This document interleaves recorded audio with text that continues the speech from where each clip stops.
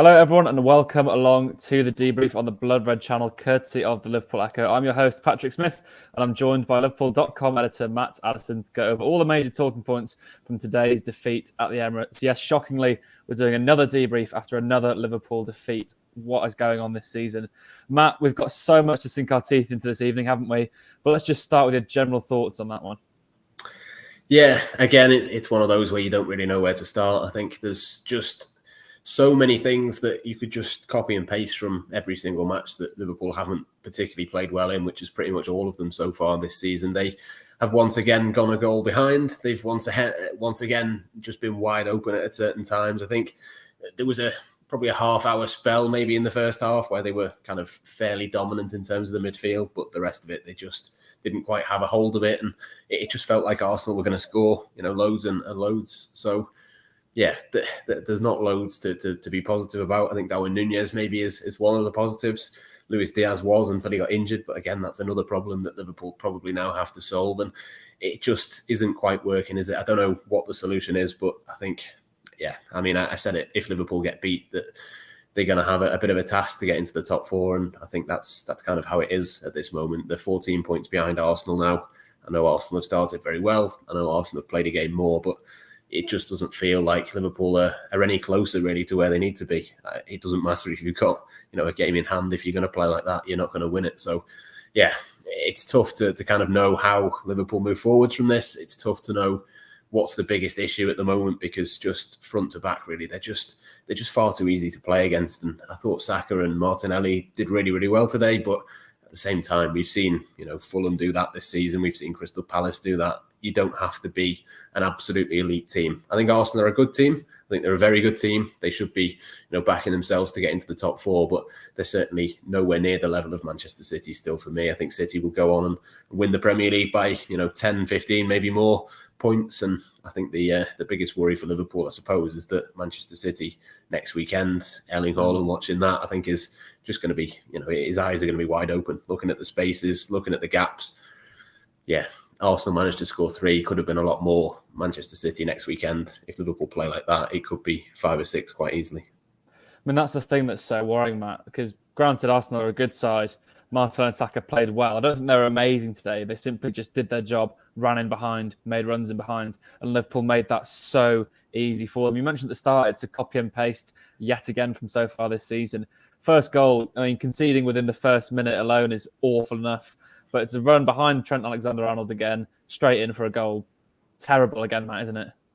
Yeah, it's just no pressure on the ball. There's no urgency to begin with. And I think it's 10 times in the last 12 that they've gone behind now. One of the ones that they didn't was the goalless draw with Everton. So, okay, they didn't go behind, but they didn't score either. So it's just, it's a real pattern now. It's not sort of a one-off. It's not a kind of, at the back end of last season, we were looking at it going, well, Southampton went a goal ahead. Wolves, I think, went a goal ahead. Liverpool were able to come back and win those games. But at the moment, the confidence is on the floor. The players don't look particularly able to get themselves back into it. They all look tired. I think, there's so many problems that if you're giving yourself extra problems on top of that, then you're just not going to pick up many points. Even when they manage to get themselves, 1-1 in the game. Really brilliant goal, great movement, great pass, great finish to lift it over the goalkeeper. They had a sort of half an hour spell, as I said before, in terms of them being in control and on top and looking like they were going to go on and become, the team that we know that they can be. But then at the end of that, Costa Tsimikas has a free kick, knocks it into the box, and then it's 5-on-3, is it, when Arsenal score for the second one? And it's just things like that you just think is, it doesn't matter what Liverpool do. It doesn't matter how good they are across the course of a game, and they were by no means good today. But even if they had controlled sort of 80 minutes of that game, Arsenal would still have scored all 3 of those goals. And that's the real issue for me, is that it just doesn't look like Liverpool are going to be able to outscore their opponents at the moment. That's essentially what they're banking on. They've gone for this attacking formation, which I think is probably the right way of going about it. But you've just got to do the basic things right. And yeah, Arsenal made them look really, really bad today. And yeah, like I say, it's not the first time. I mean, we'll move on to that second Arsenal goal because that's, a whole can of worms to open there. But let's move on. We've got a couple of positives, I suppose. You can sort of encapsulate those positives into a 20-minute period. Darwin Nunez scoring is one of them. Lovely timed run and a lovely finish. But also Luis Diaz was playing so well, Matt. that first goal was basically his creation, and losing him is going to be a huge worry, isn't it? Yeah, you just hope it's not a long one. There was the Trent substitution as well. That's a bit of a concern. There was a bit of talk on the commentary that it was a performance-related thing, but I'm not really sure I buy that. I think that was probably down to the injury. So I think for both of those, I think, yeah, it's a worry, isn't it? Diaz in particular, I think he's a strange one in that he's probably been Liverpool's best player individually so far this season, but at the same time, it's not like he's been absolutely perfect. He's not particularly, helped Liverpool over the line in all of the matches because, he can't do it on his own. But at the same time, there's been lots of issues really around Liverpool at the moment. And yeah, you just, one bad thing after another tends to happen, doesn't it? When you're in one of these runs, you get these little injuries, you get these things that don't go your way. Lots of comments coming in about the penalties. I don't know if we're going to discuss those decisions in a second, but it just feels to me like Liverpool are just in a poor run of form at the moment. And it's just typical, really, of the way that the season has gone. The goals they've conceded, the way in which they've played, the good things kind of more than cancelled out by the bad things. That's just how it's been this season. It's no real shock, no real surprise. And that's the thing, really. When you're in that rut, how do you get yourself out of it? There's just too many players at the moment who are just nowhere near the levels that they should be. Matt, you're a qualified referee. You've got the expertise on this. That first half penalty shout for Liverpool, why was that not given? And in your personal opinion, do you think it should have been? Because the comments here, I'm in agreement. I don't know how it wasn't, to be honest. Personally, from my point of view, as not being a referee as you are, the arm is outstretched. It's not a natural position. I know he's running, but his arm's up there, Matt. Is there any excuse for it? No, I'm surprised that VAR didn't have a look and tell Michael Oliver really to go over and see it. I think the only explanation is that it's kind of close to him. But I think it's one of those where you can argue that, but most of the time you see those given. His arm is up in the air. It's not by his side. I think if that sort of incident happens 10 times over the course of a weekend, probably 8 or 9 of those get given. And Liverpool, as I say, they've just been on the wrong end of it, really. I think the penalty at the other end, again, it's a soft one. It's one that Thiago doesn't do a great deal, and the Arsenal forward makes a bit of a meal of it. But again, that just came off the back, really, of Liverpool not giving themselves the opportunity to give themselves some luck. They had 5, 6, 7 occasions to clear that ball and didn't. In the end, Thiago's had a swipe at it and given away a penalty. So, look, I think on another day, a different referee could have given Liverpool a penalty and not punished Thiago, but it's just the way that it's going for Liverpool at the moment. It's both of those things the other way around. The referee was the least of Liverpool's problems today, and that is saying something because I don't think he was brilliant. Yeah, exactly that. I mean, it wasn't the best performance, but particularly on the Thiago penalty, Liverpool had several chances to clear the ball and get out of that position, and they just couldn't do the basics right. I mean, it's just such simple stuff we're talking about yet again. And talking of simple stuff that's a problem for Liverpool, the Arsenal goal, less than a minute before half-time, Liverpool have a free kick, and then Arsenal go down the other end and score from it. I mean, Matt, that shouldn't be happening in the Premier League, let alone for what we were calling one of the greatest Premier League teams of all time.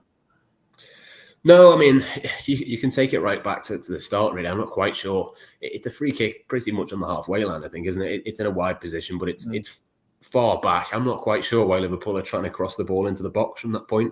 That was kind of a big issue, really, not just from set pieces, but in general play. They seem to be going back to front very, very quickly, and you can do that from time to time. We've seen Van Dijk and Thiago in particular crossing it, pinging balls left to right and getting Mohamed Salah away. But I just thought Arsenal found it a little bit too easy in terms of that. You've got to kind of play through the thirds. And I know, they're really, really good. They outnumbered Liverpool in midfield just in terms of pure numbers, but also in terms of that intensity and getting players into those positions. But I just think, realistically, Liverpool have not really given themselves too much of a chance. You just think, don't lob the ball forwards. If you are going to do that, make sure you've got enough players back. Once you've not got enough players back, you're asking for trouble. Arsenal much faster all the way across the pitch. You look at the two wingers, you look at the midfield.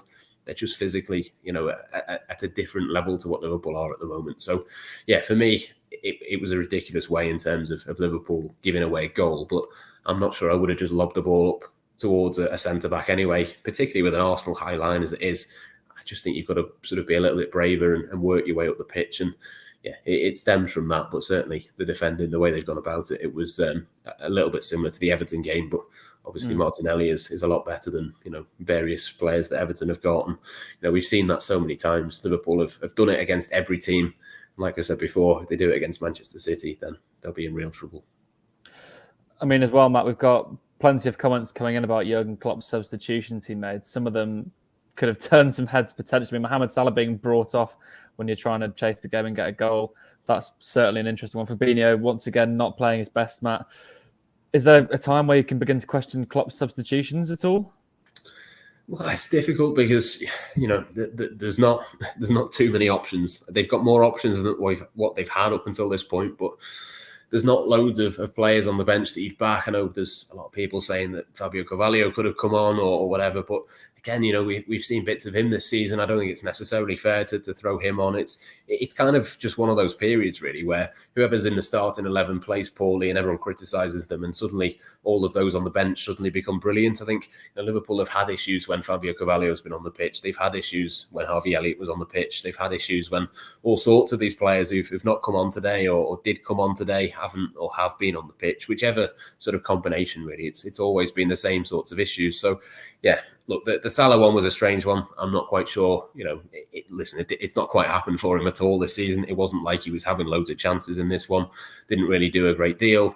Lots of matches to come. You'd imagine that's probably with one eye on him playing in midweek against Rangers. But yeah, it just, especially when you start with 4 forwards and the forward gets injured that's in the best form, I think then it does kind of put you in a position where you've not got loads of wiggle room. And it's all right saying, well, Fabinho came on and didn't do brilliantly, but then, well, Jordan Henderson, you can't criticise him at the same time. You can't have it both ways. You've got to have someone on the pitch, and unfortunately for Liverpool at the moment, it's just none of them are really in the best of form. So, yeah, it's a frustrating one. It's a difficult one really to get to the bottom of. But anyone who suggests that Jurgen Klopp was the reason, I think there's possibly an argument to a certain extent, but there's wider issues at the moment. There's lots and lots of players not doing the right thing and not doing the basics, and yeah, that's the next step really. I'm sure they can put in a performance. They'll go back to basics on Wednesday against Rangers, like we saw last week. It'll be a lot harder, obviously, away from home, but yeah, the Rangers game, we all said it. How much was the new formation and all the new ways of playing and all of that? How much was that here to stay? And unfortunately, I think all today has shown really is that Rangers are not particularly brilliant, and Arsenal at the moment considerably better than Liverpool. That's exactly what I've got to remember. For me, Jurgen Klopp is in no way, shape or form at fault for this. I mean, for me, it lies with the players and there's really, really basic things that we keep getting wrong. I mean, it's another huge blow today to Liverpool's Premier League season. In my personal opinion, today was a must-win, let alone a must-not-lose. So I think any title hopes are all but dashed from here on in. I mean, I'm sure everyone in the comments as well, particularly, is going to be eagerly awaiting the reaction of Jurgen Klopp. We're bringing that as soon as we have it right here on the Blood Red channel. So make sure you stick around and subscribe. But for the meantime, for myself, Patrick Smith, and from Matt Addison, thank you so much for joining us. We'll catch you next time on the Debrief.